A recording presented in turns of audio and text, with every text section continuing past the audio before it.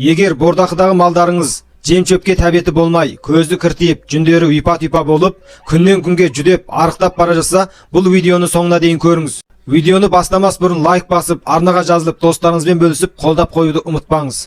Ассалаумағалейкум, мал шаруашылығымен және мал бордақысымен айналысатын құрметті достар. Сіздер үшін бұл препарат кем болса болмайтын бірден бір керекті препараттың бірі.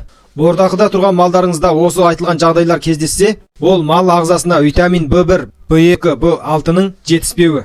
Витамин В1, В2, В6-ның жетіспеуі жануарлардың жүрек және ас қорыту жүйесінің қызметінің нашарлауы, үй жануарларында үнемі кездесетін нервтік қабынулардың болуы және терасты ауыз қуысы кілегей қабығының қабынуын келтіріп шығарады. Сол себепті жануарлар жеген азығын уағында қорыта да, азықтықтан улану, дене температурасының жоғарылауы, азықтыққа тәбеті тартпау сияқты ауру белгілері байқалады. Уағында емдемесе, малдың күйі түсіп, арықтап, тіпті өлуге дейін апарады.